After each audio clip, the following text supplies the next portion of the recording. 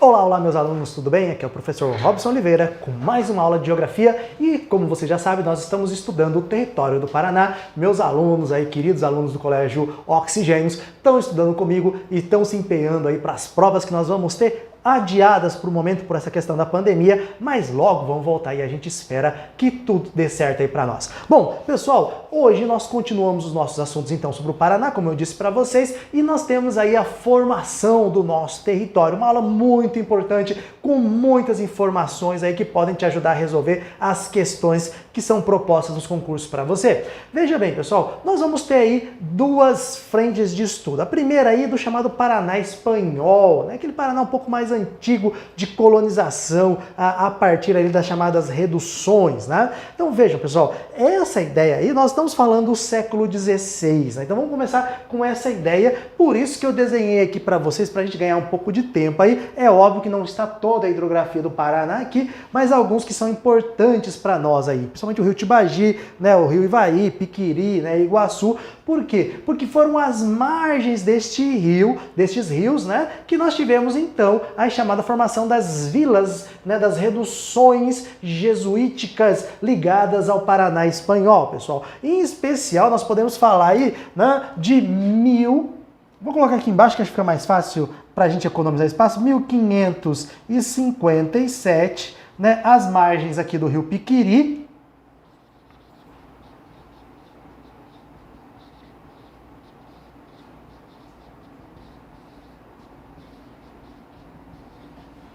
que nós vamos ter, pessoal, né, a chamada província de Vera, ou né, de Guairá, né? Então vejam, a formação dessa província de Vera que nós vamos ter as primeiras intenções. Lembre-se, quando nós falamos de colonização espanhola, nós estamos falando aí dessa ação dos padres, né? Dessa ação aí dos padres jesuítas e tudo mais. Percebam, pessoal, além, né, da questão do rio Piquiri, nós vamos ter também, alguns falam aí de 1557, né, mas 1556 a 1632, né, que são datas importantíssimas aí, mas a gente pode considerar ali sedimentado a partir de 1557. Lembre-se que provavelmente você deve encontrar, né, o início em 1556, né, então se fala aí de 1556 a 1632, tá? E além também das margens do rio Piquiri, nós podemos falar também ali do rio Ivaí, né, com a vila, né, Vila Rica do Espírito Santo,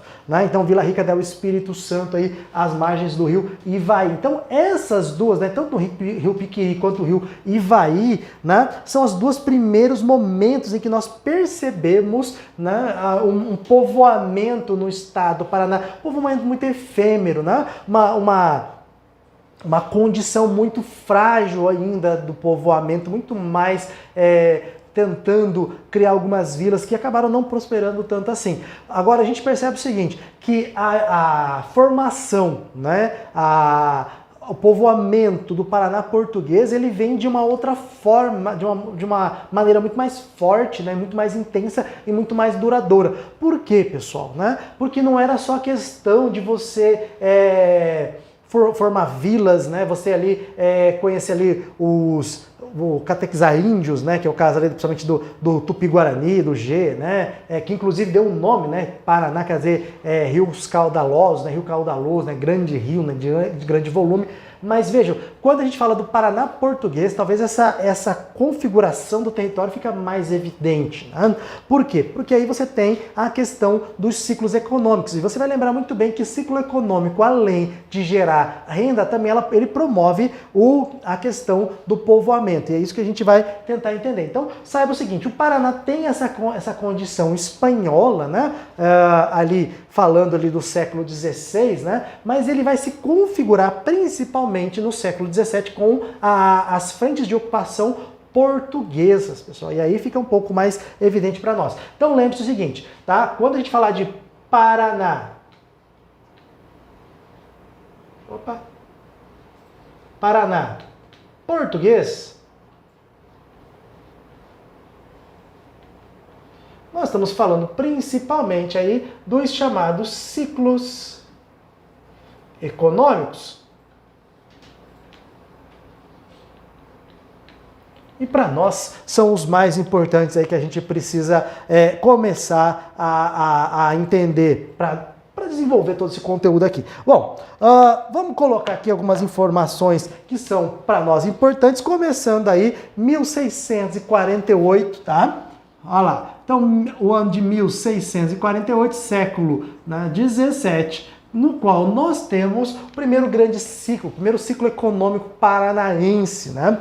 Veja, pessoal, nós estamos falando aqui do momento em que se descobre o chamado ouro de aluvião, o ouro paranaense, o ciclo do ouro paranaense, que vai, né, trazer muitas pessoas para o nosso estado buscando, né, esse enriquecimento, então buscando ali você tirar o ouro de aluvião. Lembre-se que nas Minas Gerais você tinha ouro em pepita, que depois se tornou muito interessante, mas neste primeiro momento ali, né, no Rio Taquaré, né, você tem essa busca do primeiro ciclo, do primeiro momento em que se percebe que há uma fonte de renda aqui. E a gente vai perceber o seguinte, né? Então, a ideia aqui é, né, busca de metais e pedras preciosas, ok? E você vai ter aqui a fundação de algumas cidades muito interessantes, né? Principalmente ali a cidade de Paranaguá, né? Então você vai ter, obviamente, 1648, né, na próxima ali, formando a cidade de Paranaguá, mas você tem outras cidades, como por exemplo Antonina. Não é necessariamente a cidade, né, a vila, né, mas depois que vão se tornar cidades, né? Antonina. Nós vamos ter, quem já visitou deve gostar muito ali de Morretes. Quem gosta do Barreado, né? Tipicamente ali de Morretes tem muitos restaurantes, né? Depois a gente vai ter inclusive também Curitiba. Aí dentro já do primeiro Planalto, não mais no litoral, né? Toninho e Morretes, né? E obviamente tem que colocar Paranaguá aqui, que é que vai fundar, né, a vila de Paranaguá. Então, eu imagino aí que o professor de história, o Sueli, depois vai falar do homem do Sambaqui, né, falar aí dos povos, né, que formaram o estado do Paraná. Vou deixar esse professor de história que é um expert nessa formação. Mas percebam, pessoal, que nós vamos ter que, com este primeiro ciclo econômico, a ideia, né, de povoamento. Isso é importante para nós, né? Quando se estuda os ciclos econômicos, seja do Brasil ou do Paraná, lembre-se que eles causaram povoamento das áreas. Então, o ciclo econômico aqui do ouro trouxe muitas pessoas para o Paraná, trouxe pessoas interessadas em ganhar dinheiro, que foram fundando vilas, fundando comércios, né, nessas vilas, a prestação de serviços nessa vila. Então, você tem ali o crescimento da urbanização, né? Então, você começa a tornar aqui o nosso território mais urbanizado, né, com alguns serviços do tipo urbano, pessoal. Só que veja, pessoal, esse primeiro ciclo, e aí por isso que a gente chama de ciclo, porque ele acaba sendo uma coisa que, como se fosse um surto, né? Ele sobe, chega no seu apogeu e desce, né? Ele acaba ali diminuindo muito, em alguns casos até sumindo, né? Não é o caso dos ciclos econômicos paranaenses, tirando o ouro, né, que some praticamente, né? Mas nós temos aí, em geral, o ciclo que ele tem sua subida, né? E aí ele mantém um tempo no seu apogeu e depois ele tem as suas quedas.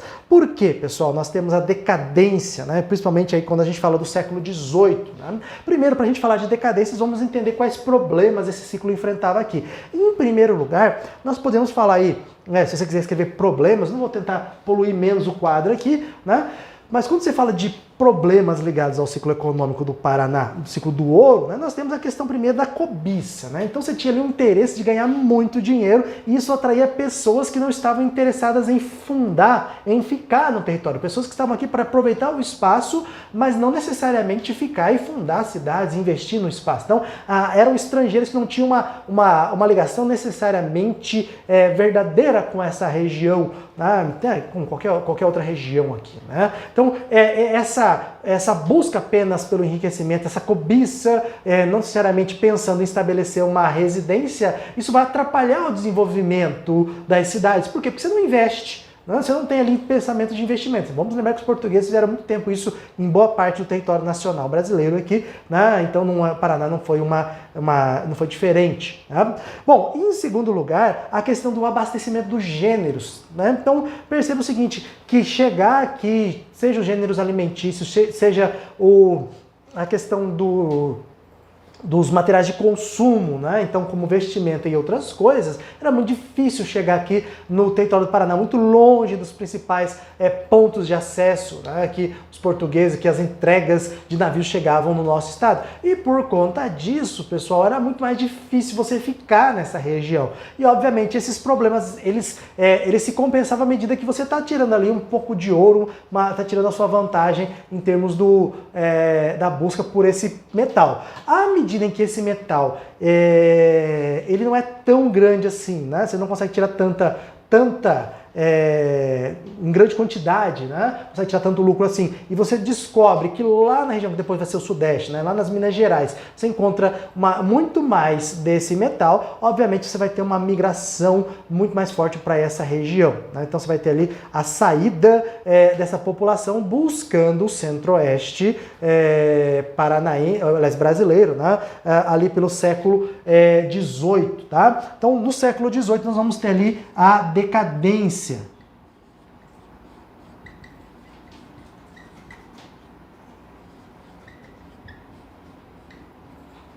Porque isso em função da descoberta do ouro nas Minas Gerais, né? Ou em Minas Gerais, o estado de Minas Gerais, depois que vai ser ali do Sudeste. Então perceba o seguinte, nós vamos ter um crescimento, um fortalecimento, né? E depois nós vamos ter também, né, o declínio desse ciclo. Bom, vejam, pessoal, à medida que esse ciclo vai perdendo força, né, ali no próprio século XVIII, nós percebemos que a busca por ouro em Minas Gerais vai facilitar também o território paranaense. Por quê? Mais uma vez, o abastecimento. Né? Então você tinha ali a agricultura, né, vindo do Nordeste e tudo mais, mas o gado que era utilizado, o gado então que era consumido, ele vinha então do Rio Grande do Sul. E para chegar, né, em São Paulo, né, em Sorocaba e depois para o interior do Brasil, né, mais para o interior ali, Minas Gerais e tudo mais, era necessário passar pelo estado do Paraná. E aí então nós vamos ter no século XVIII, mais ou menos 1730,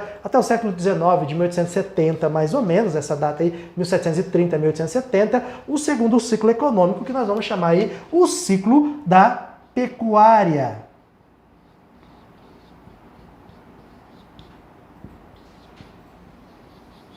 Vejam, pessoal, vou repetir para vocês. Então, nós estamos falando, né, de século XVIII, 1730 até 1870, o principal ali, né, o seu crescimento e apogeu, tá? Então, percebam, pessoal, aqui, na verdade, nós não tínhamos a criação de gado, mas até tínhamos uma pequena criação de gado, mas nós estamos falando principalmente, né, da ideia aí do comércio desse gado, né, ligado aí ao transporte. Então nós tínhamos chamado caminho de viamão. O que era isso, pessoal? Então saía lá do Rio Grande do Sul, fazer aqui no canto, ó, Rio Grande do Sul, ok? Né, até São Paulo, então você tinha lá Rio Grande do Sul, que era viamão, até chegar então em São Paulo, né, em Sorocaba. Ok? Ficou um pouquinho apertada ali a ideia de Sorocaba. Então isso aqui era chamado então de caminho. Vou puxar aqui uma flecha, ó.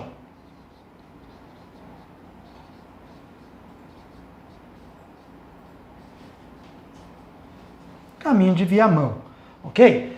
Então perceba o seguinte, pessoal. Dentro dessa ideia do caminho de viamão, você tinha que passar pelo território paranaense, na região que hoje nós chamamos de segundo Planalto Paranaense. Daqui a pouco, quando a gente falar um pouco do arcabouço geológico do Paraná, daqui a pouco não nessa aula, né, mas nas aulas sequentes aí, né, falar um pouco do arcabouço geológico, você vai entender um pouquinho dessa questão dos planaltos, né, do litoral, né, do primeiro planalto, segundo planalto, terceiro planalto, tá ok? Bom, perceba o seguinte, então, esse caminho passando aí pelo segundo Planalto Paranaense, né, vai ter aí então a ideia, né, de uma forma cultural que nós chamamos de tropeirismo.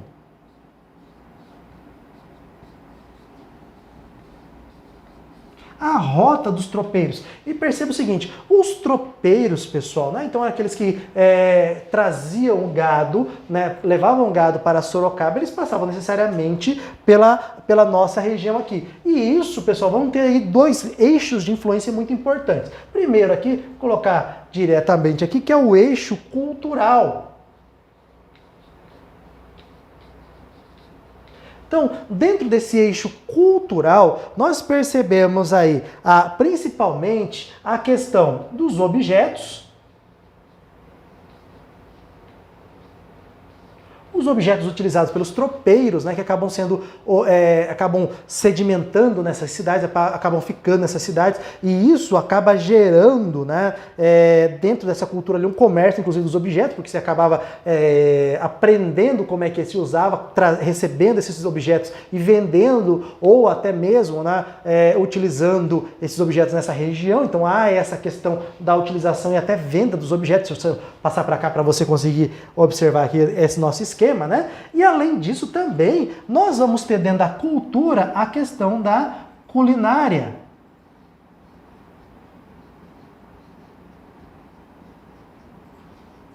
Muita famosa, né? Então essa contribuição dos tropeiros para a culinária, principalmente do segundo Planalto Paranaense. Percebam, pessoal, mas não é a única, né? Então, percebam, à medida em que você tem dentro dessa rota dos tropeiros algumas necessidades, então você vai perceber que eles vão caminhando durante um período, né? E eles precisam dormir, precisam condicionar o gado, né? Dessedentar o gado, alimentar, eles precisam de comprar algumas coisas, às vezes você perde ali uma ferradura e tudo mais. Então nessas rotas de ponto em ponto, mais ou menos ali dos pontos de parada dos tropeiros, começam a surgir cidades, né? Começa a surgir ali então estabelecimentos do tipo pousada, estabelecimento do tipo restaurante para atender os tropeiros, né? Ou áreas que eles possam consumir algumas coisas, né? Entretenimentos e tudo mais. E essas áreas então, né, acabam formando as cidades, que é o nosso segundo ponto. Então o tropeirismo também serviu para as chamadas cidades do segundo Planalto Paranaense. Elas aí a gente pode citar algumas cidades interessantes aqui, como Ponta Grossa,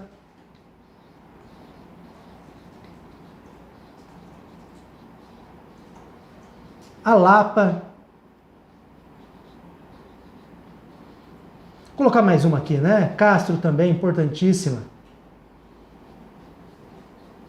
Então vejam, essas cidades então, né, que vão servir para o abastecimento dos nossos tropeiros, né, vão ser fundamentais aí na formação do território, ok? Bom, vocês vão perceber o seguinte, nós estamos aí caminhando, pessoal, né, nós estamos falando aí do segundo ciclo econômico, né, mas percebam, estes ciclos econômicos, eles acabaram aí formando, né, vocês vão perceber que eles vão caminhando, né, no sentido de formar pontos muito fortes do nosso estado, né?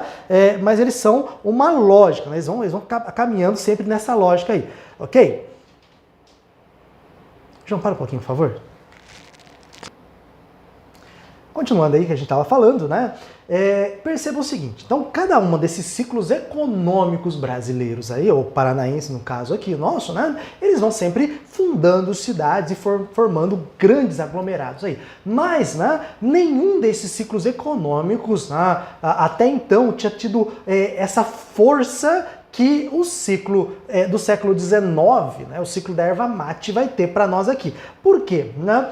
Até então, vamos lembrar o seguinte, nós éramos comarca de São Paulo, né? Então nós estávamos ligados ao território de São Paulo, ali, na época a capitania de São Vicente e tudo mais, e nós não tínhamos essa força política, né? Nós não tínhamos essa questão ainda ligada ao desenvolvimento político para que nós nos tornássemos, então, uma província. Então, se lembrar o seguinte, as províncias que depois se tornaram, né, os estados brasileiros, neste momento ainda que nós falamos, até então, o Paraná não é. Né? O Paraná já tinha tentado se tornar província, inclusive ali de algumas formas cujo gerou algumas mágoas para o sul do país, né, com Santa Catarina e Rio Grande do Sul em alguns pontos, né, principalmente ligado aí à guerra, né?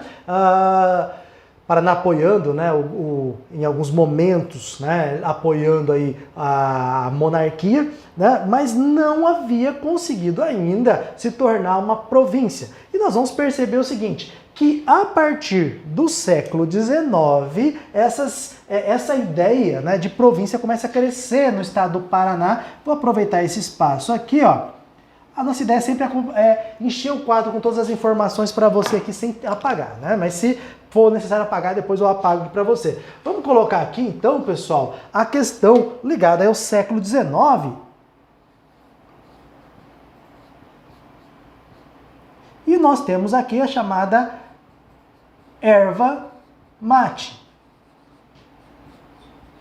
Percebam, pessoal, a erva mate é um substrato da nossa região aí, então da floresta ombrófila mista, né, também conhecida como mata das araucárias, né, floresta de araucárias. Você tem então esse extrato superior, que são as próprias araucárias, mas você também tem um extrato herbáceo, que é a formação da erva mate, que é muito apreciada, principalmente na Argentina e no Uruguai, né?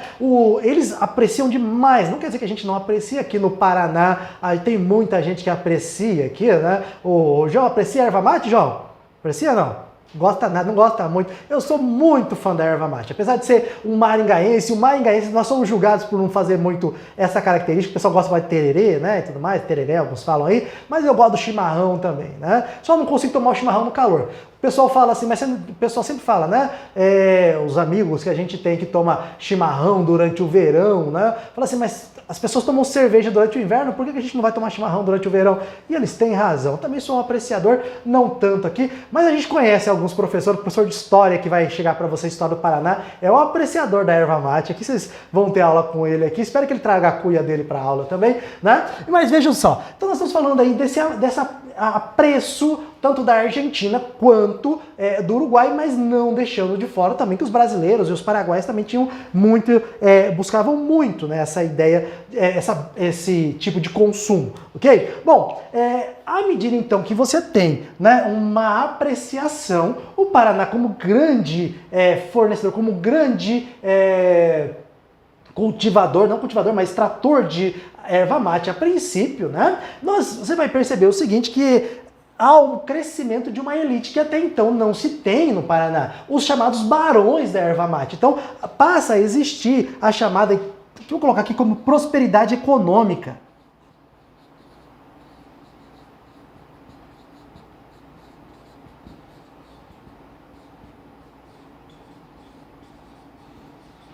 Então percebam, pessoal, a prosperidade econômica dá então aí início a uma classe diferente de pessoas, né? Uma classe social diferente, são os barões.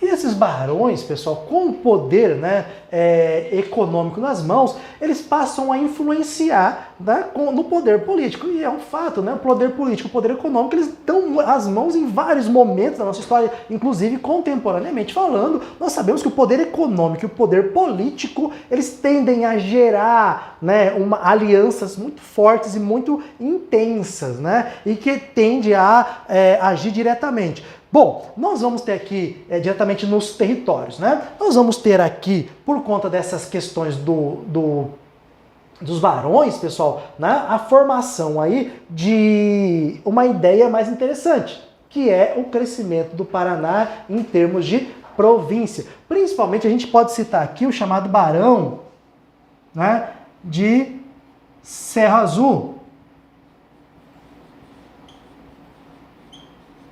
Muito importante aí na formação, né? Muito importante, pessoal, na questão ligada à independência do Paraná, né? Que vai acontecer então, né? Por conta dessa situação aqui, nós vamos ter aí o Barão de Serra Azul influenciando diretamente na independência, né?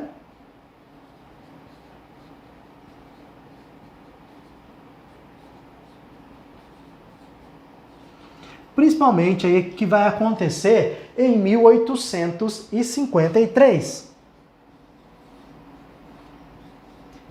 que nós vamos ter então a elevação do estado do Paraná enquanto então província. Hoje nós chamamos de estado, lembrando então que os estados basicamente eles foram então as antigas províncias, ok? Então lembre-se, pessoal, que isso aqui é fundamental para nós. Olha só, 1853 o Paraná então se torna, né, uma província chamada Província do Paraná.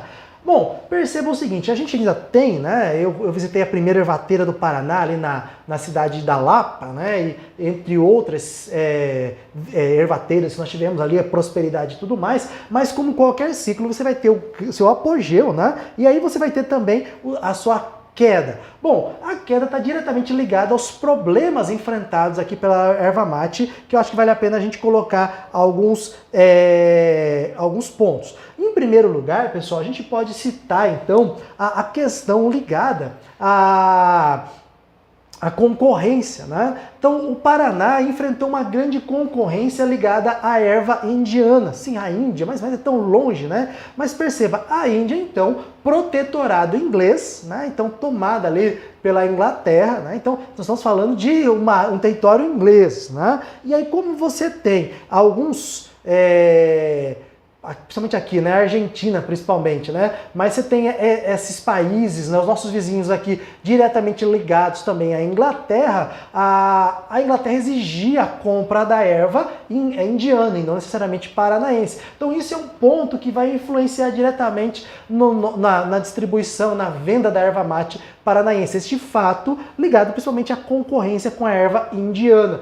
Não quer dizer que ela fosse melhor, mais barata, nada disso. Era uma questão de preferência comercial ligada principalmente à interferência inglesa, ok? Além, né, da questão aí ligada à concorrência, nós temos também o fato de que no século XIX nós já temos aí a entrada do café. Então, o café passa a ser um concorrente muito forte para esse tipo de consumo. Então, muito mais pessoas apreciavam o cafezinho, né? Apreciavam o café ali, principalmente no Paraná e subindo aí para a Sudeste, Centro-Oeste depois, né, que foi colonizado depois, mas sempre a preferência foi muito maior pelo café, né, enquanto aqui no Sul se tinha preferência pela erva mate. Por conta disso, essa concorrência com o café, perceba isso aqui, nós estamos falando aí de dois tipos de concorrência, um com uma concorrência comercial e outro com a concorrência por preferência, né, então essas duas concorrências elas acabavam minando a questão do café. E aí nós vamos ter também, pessoal, mais para frente aí, alguns problemas, né? Então, nós vamos perceber a Segunda Guerra Mundial, né? Sem falar também que a gente teve outros problemas antes, né? Em 1864 nós tivemos a Guerra do Paraguai, nós tivemos que mudar a rota da questão da erva mate. Só para vocês terem uma ideia, a erva mate era feita pelo Rio Paraná, né?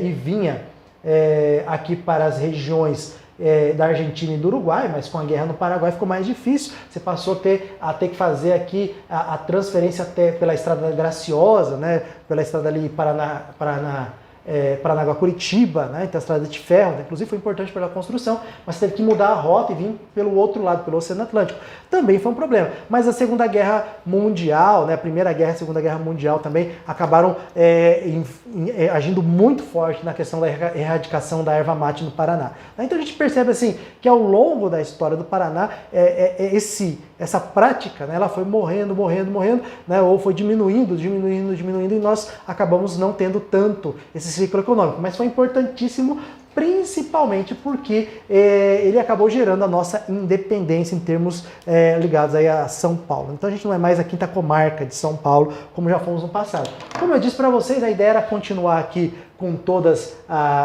com o nosso quadro, mas aqui agora a gente não vai conseguir, então eu vou ter que apagar para você. Aquela última hora para você dar uma olhada, né? Dar aquele print na tela. Se você for assistir depois, também não precisa, que você pode voltar, ok? E aí vou apagar um pouquinho para vocês aqui. Ok, então só lembrando, ó, ciclo do ouro, ciclo da pecuária, erva mate, não perca a conta, por favor. Nós vamos apagar aqui e continuar essa ideia.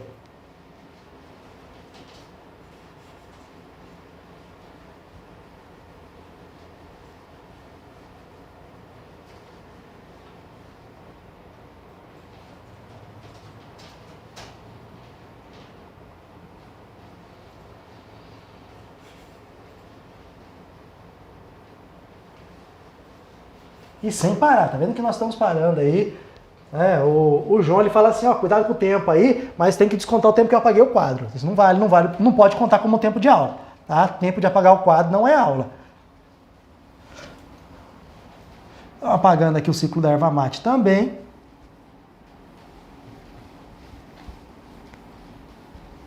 Muito bem. Essa nossa organização aqui nos dá a possibilidade de falarmos aí de outros ciclos. Bom, pessoal, vou colocar aqui embaixo. Por quê? Porque o ciclo que nós vamos ver aqui, ele também é ligado diretamente à erva mate. Na verdade, ele acontece meio que junto com o ciclo da erva mate, porque você está falando de retirada do substrato, né? Mas também pode tirar o extrato superior. Ou seja, nós estamos falando aí do mesmo período da erva mate, né? Só que falando agora do ciclo da madeira. E esse aqui é muito rápido, importante você entender aí que há uma questão muito rápido, mas algumas questões que vale a pena a gente observar aqui. Então veja, nós estamos falando da exploração do pino, né? Em especial da araucária e tudo mais. Vejam, pessoal, essa exploração, né, da madeira paranaense, principalmente, além, lógico, da construção de casas e estabelecimentos, estamos falando aí principalmente da questão das estradas de ferro. E percebam, né? Além da exportação, vamos colocar aqui exportação também, para que você possa tomar nota.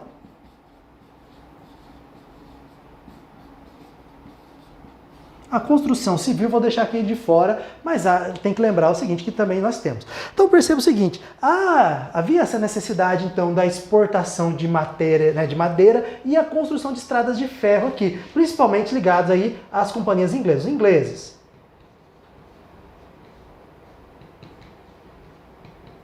Então nós vamos ter algumas situações que vale a pena a gente colocar aqui. Em primeiro lugar, né, além do fato de ter acabado desmatado, né, toda a vegetação, ou boa parte, né, mais de 90% da vegetação paranaense, né, seja ela a floresta ombrófila mista, a parte da floresta ombrófila densa e também, né, a floresta estacional semidecidual, nessa parte aqui mais ligada aí à Mata Atlântica submontana, né, esse desmatamento é um dos grandes problemas, né? Então, talvez não seja o grande problema na questão econômica, mas é um problema muito forte.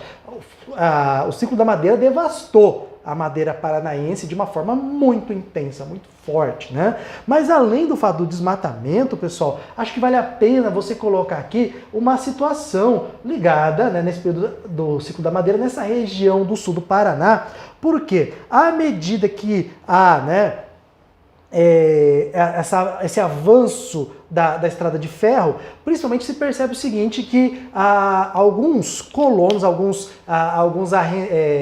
poceiros, em especial, né, começam a se sentir prejudicados pelo fato de que a estrada de ferro está passando em áreas que eles estão cultivando, que eles estão morando. E por conta disso vai haver uma organização populacional, né, ali nessa região, né, muito parecida com o que aconteceu também em Canudos, mas a gente vai ter essa organização aqui, né, entre os populares que viviam no sul do Paraná e os que viviam no norte de Santa Catarina. Essa região, então, eles passam a contestar, né, a tomada das suas terras, e você vai ter organização aí chamada, então, a Guerra do Contestado, né? Muita gente confunde, acha que a Guerra do Contestado é uma guerra que acontece entre Paraná e Santa Catarina, e, na verdade, é uma guerra que acontece entre a população, entre os poceiros e, né,